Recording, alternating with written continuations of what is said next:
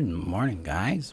Welcome to this episode of Happiness After Codependency. I'm Marshall Burtcher, and I'm your guide back to trusting yourself and knowing, loving, and living who you are. Because that's the journey beyond codependency, and really back to being who we are, or for the first time, discovering who we are. So I'm excited to be here with you today. In today's episode, we're going to be exploring episode number 7 of Restoring Self-Trust. Specifically, what it looks like when you trust the legitimacy of your reactions. So we'll be talking about the importance of that. We touched on it a bit in past episodes, and now we're going to build on it a little more. So I'm excited to have you here.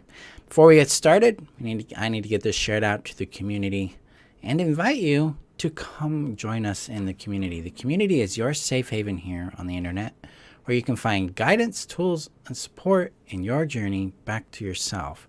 So you can join me and 43, almost 4,400 other individuals as we're all making this journey forward into this new world of being ourselves, occupying our space, living from our own self-trust and state of legitimacy, and discovering what that's like. So the link is above on Facebook, below on YouTube, rather.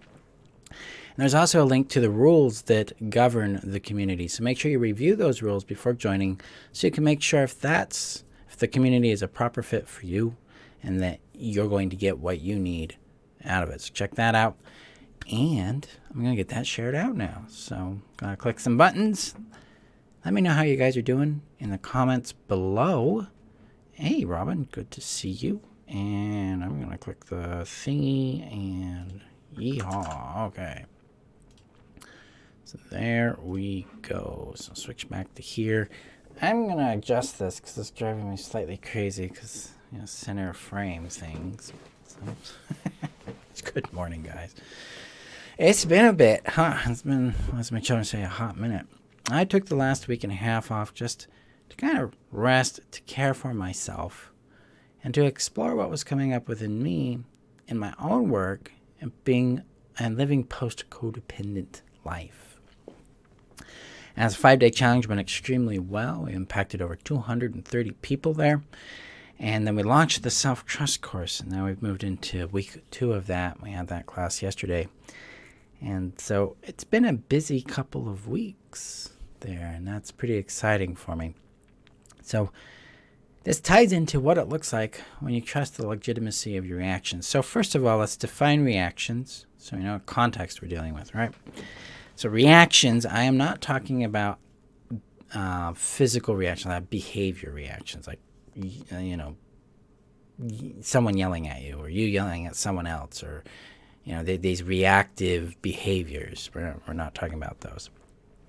What I'm referencing is internal reactions, sensations that show up in response to something, emotions that emerge or come alive within us in reaction to a person, place, or thing going on in our material reality, or that arise within us because of a thought or a memory, those kind of things that show up within us. So, talking about physical sensations, the somatic experience. So when I talk about reactions, that's what I am referencing. And it's important that the reason I make this distinction is so that we can understand how we care for the legitimacy of these things, because there is a difference between having an internal reaction and then having a behavioral reaction or acting out. Acting out is a real display of lack of capacity. Someone's exceeded their ability to manage their situation or what they're feeling and what their internal states are, and now they're displaying it and putting on others in a way that's usually unhealthy, destructive, and a significant signal of distress. If that's going on in your world, there's definitely, this is going to help, because it takes some of the pressure off of what's building internally that leads to these reactive behaviors. So, all right. So let's talk about legitimacy and trust. A lot of times in codependency and the kind of abuse we've endured, we have learned to distrust ourselves. We distrust the feelings that show up in us. We distrust our needs. We distrust our perception of reality. We distrust our lived experience. We distrust the validity of what we sense, what we feel, of what's alive within us. And this lack of trust opens us up to being manipulated by other individuals with different agendas and different intentions and for their interactions with us. In other words, we lose our ability to be boundaried. We lose our ability to discern what's best for us in a situation. We're no longer anchored to our own sense of sovereignty, well-being, and intuition. So self-trust is a biggie. It's an important component coming out of codependency because we have to restore our connection to our lived legitimacy. So what does legitimacy mean? It means something that is real and valid. Specifically, real and valid to you. That is fundamentally critical to your freedom from codependency. Because when you start believing your own lived experience, you start coming into contact with your emotions, your senses, your intuitions, your boundaries, your wants, your needs, your own sense of being and personhood. You start becoming embodied in your lived reality and in your lived person. When we apply trust to the legitimacy of your reactions, then we start to actually sense into what's arising within us, and then it allows us to explore and understand ourselves. Okay? And what does this look like in reality? That's the adventure here. Because there are some dynamics, there's some nuance to this. So when I am trusting the legitimacy of my reactions, I am trusting that they have a valid and rational premise to exist.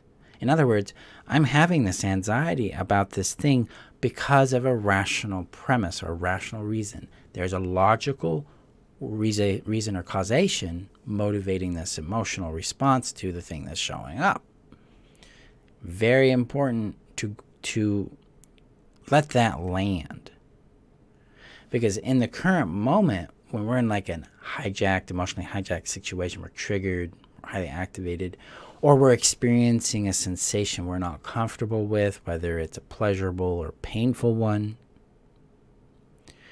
if we often can't correlate that to something, especially if we're hijacked. Our brains don't have the ability to reason this out logically all the time because the brain's modes have been switched. The limbic system's in control at that point, not the cortex, the prefrontal cortex of the brain, where you don't have higher level functioning or executive function is interrupted in that. So we're having fun there. So let's see, get back on track here, Marsh. So when we doubt the legitimacy of our reactions, then we think we're reacting to things inappropriately. We think that we're crazy. We can't trust that this is valid. Now, when we trust that our reactions are valid, then we start to understand that we have reactions based on something in the past or the present or something we anticipate in the future. And this allows us to slow down our train of analysis and to get some contact with what's showing up for us. So I'll give you an example of this. Sometimes I have big anxiety about doing these videos. Now, I've done these videos for 6 years now. Since 2015, 2016. So 6 years? So, yeah, it's 2022. So 5.5 years, October of 2022 will be that. But I have big anxiety. I get paralyzed sometimes. Sometimes I can't do it. And there's a valid reason for that. Now we get the nuance. So I have this paralyzation show up in this active context of doing this video, for instance. Okay. Now this discerns two different things. I have an internal context, an internal reality happening. Oh, scary. Then I have an external reality occurring, an external context happening. My job is to discern these things and understand what they are. Hi, Deborah. This helps me know whether or not my internal reaction is relevant to my current context. And this is really important to explore, because sometimes my internal anxiety is because the external context is legitimately problematic. There is a threat. There is something I need to pay attention to. There's something I need to understand there. So my body's like, hey, be careful here. But sometimes it's not relevant. Like, for instance, the paralyzation or the big panic I feel sometimes about doing these videos is not relevant to doing the video because there's no harm or threat going on currently. So there's this thing that happens in this nuance of standing in the legitimacy of or trusting the legitimacy of our reactions is we got to discern its contextual relevance. This is what it starts to look like when we're working with, or what it looks like when we trust the legitimacy of our emotions. It's like, okay, I can discern that I have a context I'm dealing with and a situation that's going on. Evaluate my safety or evaluate the situation in light of what's arising within me. So am I scared? Do I have shame? Is there guilt? I'll give you another example. This weekend, I had a vulnerable moment in my relationship where I had shared, or I had signaled things that I wanted. And that brought up some really intense shame for me, because now I'm being seen, and they understand that I want something from them, and that in the past would have been bad. It would have been harmful, would have been evil, those kind of things. So the shame showed up in me, and then I had to look at the context. Who am I dealing with? What's the situation? And it started, my brain's going, oh, I am with a very safe person in a safe environment that's fully embodied in consent and understanding, and there's mutual interest in this desire. Okay. So this shame is from the past. I'm in a safe situation. So now I can work with this shame and where it came from. Just like I can work with the paralyzation about doing these videos. Sometimes it's like, oh, now this paralyzation comes from those past experiences in middle school where we were put in front of 200-300 people and humiliated. When we were picked on over and over and over for doing the things we do, for the things I do, the way I do them, the way I see them. And especially if I'd share what I liked and was interested in, people would laugh at it. Oh, you're a nerd, you're stupid, things like that. No wonder I'm having this paralyzation, right? I get in there and do what's called ALI, acknowledge, legitimize, and integrate what's there. See, I am not questioning the legitimacy of my reactions. I am trusting them. It's like this reaction comes from a rational premise or causation. It exists for a reason, and that reason's likely in the past. So now I can parent myself by separating, by understanding the relevancy, rather, of my reaction to my current context, and then caring for the reaction. So when I move into trust of the legitimacy of my reactions, then I can move into the care of my reactions. And that shows up in becoming more warm and available to what is alive within me. So I acknowledge it. I acknowledge how it feels. I acknowledge where it's at. I acknowledge what it's telling me. I acknowledge the physical sensations it presents with me, the body posture that comes with it, the thoughts, the nonverbal senses to it, maybe the sounds or the other senses, smells, tastes that can come with it, things like that. Acknowledge that it's here. And I give it a warmth, a reception. There's no need to fix it. There's no pressure to fix it. It's like, here, you're alive. Welcome. I am grateful you're here. And I allow myself to acknowledge it fully as much as I can in that moment. Sometimes that takes time. You'll find that some things you can acknowledge quickly and others can take weeks. Some can take months, depending on what it is. That's normal. You're building capacity and safety with it when that's going on. And then I can legitimize it. And legitimization is the practice of making what you feel or what you experience, what you perceive, as real and valid to you. Not to someone else. Someone else doesn't have to agree with this to make it real. It's that it's real and valid to you. And when this becomes real and valid to you, it's like, yeah, this anxiety and paralyzation I feel is very real and very valid, very legitimate response to this because of what I've been through in the past. I'm sane. I'm having an understandable reaction to this context, this situation I'm experiencing. And now the big pressure lets off. My body relaxes. I feel more open. I feel more clear about what I want to do. I feel more available to what I want to do. I feel more in care with me. And this leads to integration. Integration is basically allowing the shift to become normal. So this new normal of like, wow, this is okay to feel and it's okay to do this and we're going to be fine. We're going to succeed. We're going to do well at this. Or we're going to be curious about what it does and see what it teaches us, because it's not critical that it be perfect or that it even work. We're going to find out what goes on and what we do with it. Life is so much easier from that place. And that's what integration does. It allows that new state of being, of curiosity or play or indifference or peace or whatever emerges after you acknowledge and legitimize it, to become the normal experience of that thing. Meaning, rather than paralyzation, now I feel more curiosity or more playfulness with being on camera. Sometimes I get exhilarated. I get a thrill out of it sometimes. It's kind of cool to think that there's thousands of people watching it. It's like, wow, look at the impact that's being made there. It's kind of neat.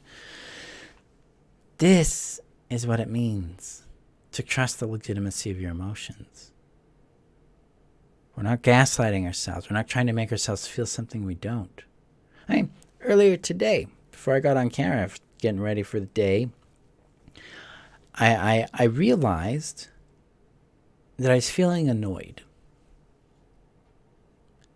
And they had this program just step right in, goes, I shouldn't feel annoyed. That's mean and bad.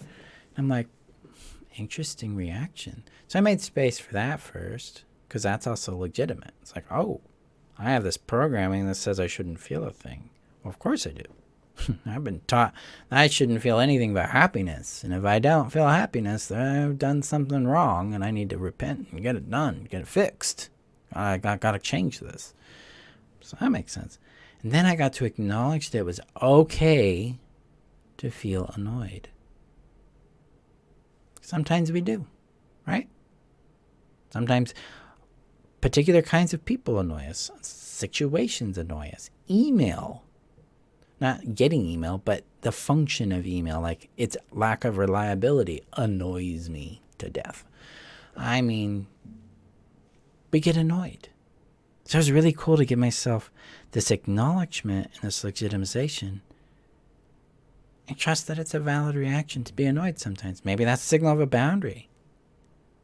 Yeah. Or a capacity. It's like, ooh, I'm annoyed by that. I'm gonna explore that, see what I can learn.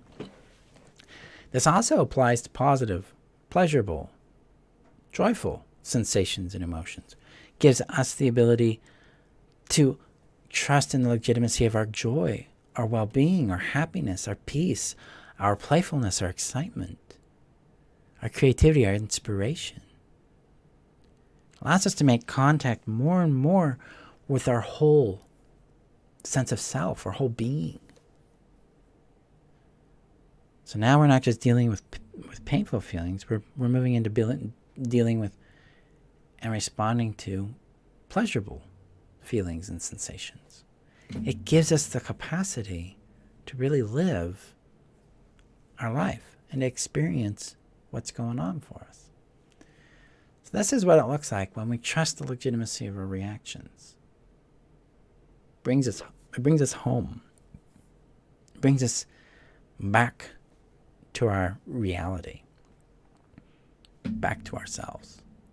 And that's the biggest and most crucial step of living post-codependent life. Living embodied in ourselves, living from self-trust, living from a state of self-love and respect, so we can have more of what we desire in our world. So, go ahead and explore this. See what shifts in your world as you trust in the legitimacy of your reactions. See what they're teaching you, what they're signaling you to, what they're trying to get you to be aware of. See how it impacts your healing and where it leads you to in your world. Let me know what you discover in the comments below, guys. Thank you for being here for this episode of Happiness After Codependency. Go gently with yourselves, and if you want to go deeper on this, get the Restoring Self-Trust Guide linked above on Facebook, below on YouTube. And you can go in even deeper with the 5-day challenge. That's linked above on Facebook and also on YouTube and on my website if you're listening via podcast. Come join us. Let's discover more well-being and happiness after codependency together. Have a great day, guys, and I will see you in our next episode. Have fun.